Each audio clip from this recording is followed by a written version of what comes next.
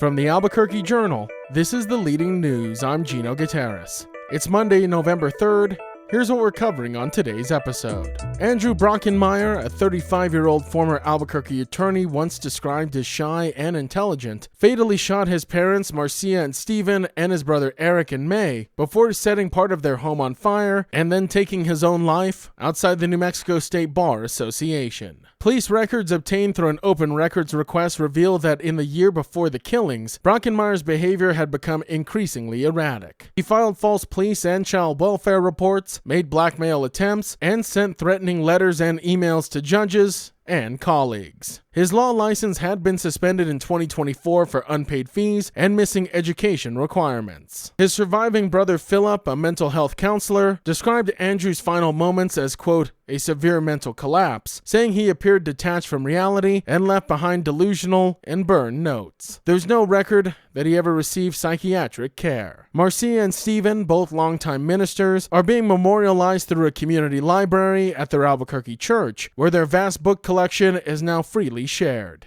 Friends and family say they hope the tragedy brings attention to mental health gaps and inspires reform. The city of Albuquerque has filed a federal lawsuit against the U.S. Department of Transportation after the agency withdrew an $11.5 million grant, which was meant to help build the rail trail, a 7-mile pedestrian and cycling loop around downtown and Berelas. The lawsuit, which was filed Friday in U.S. District Court, names Transportation Secretary Sean Duffy, the Federal Highway Administration, and Administrator Sean McMaster as defendants. The city argues that pulling the 2022 RAISE grant violates federal law and the Constitution, calling the move, quote, arbitrary and capricious and beyond the agency's legal authority. The U.S. DOT rescinded the grant in September, saying the rail trail, quote, runs counter to the department's new focus on projects promoting vehicular travel. Albuquerque Mayor Tim Keller said the decision undermines community priorities and sustainable infrastructure goals. Despite the loss of funding, which represents 30% of the project's $39.5 million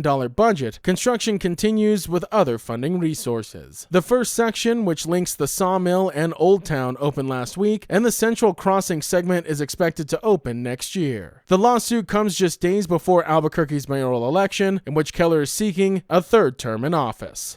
Students at Pajarito Elementary had reason to celebrate on Friday as Albuquerque Public Schools Superintendent Gabriela Blakey visited the South Valley campus to recognize major academic gains, including a 20.5-point jump in reading proficiency over the last year. The Title I school, located near one of New Mexico's lowest income areas, saw reading scores rise from 10.6% to 31.1%, which was one of the largest improvements among APS schools. District-wide, reading and writing proficiency increased 4.8 points this year. Educators credit Pajarito's success to a sharp focus on phonetics-based instruction, emphasizing letter sounds and word recognition, part of what's known as the, quote, science of reading. Teachers receive ongoing coaching from the Amy de Halora of the Central Region Educational Cooperative, which helps plan lessons, model strategies, and track progress. The united effort has transformed classrooms with visual word cues placed throughout the school and a shared commitment to evidence-based literacy practices. To honor the achievement, APS awarded the school a, quote, Eagles Rising banner, and Principal Jessica LaCour, who began her career teaching at Pajarito, called it a full circle moment, saying, quote, this is my community.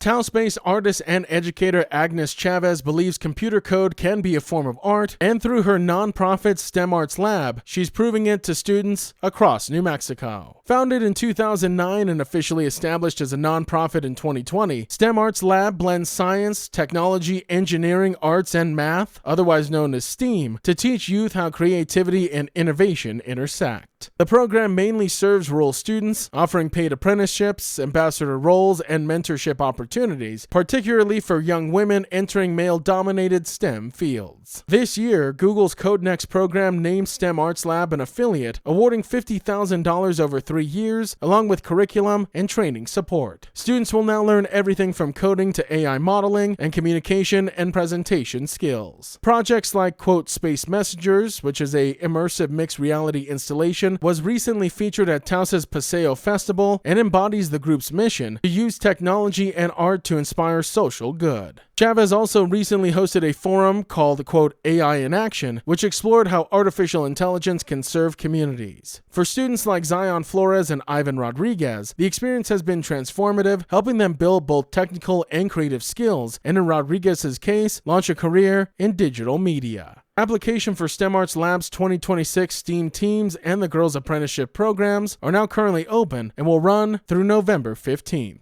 And redevelopment plans for the New Mexico State Fairgrounds are moving forward after the State Fairgrounds District Board unanimously approved a $67.4 million infrastructure plan aimed at modernizing the 236-acre site in Albuquerque. The proposal includes creating a 10-acre park, new pedestrian-friendly upgrades, and demolishing several outdated structures, including a parking lot with about 1,500 spaces used during the annual state fair. However, the plan stops short of deciding whether the fair will stay at its longtime location, a question that remains controversial. The state hired Stantec Consulting Services under a $850,000 contract to craft a master plan that is expected by spring of next year. Concepts presented this week include options for a sports stadium or arena, mixed-use commercial center, hotel, and cultural arts facility on a 49-acre section along Central Avenue and San Pedro Drive. Funding would come from bonds backed by future gross receipts tax revenue, as authorized by the legislation, allowing up to $500 million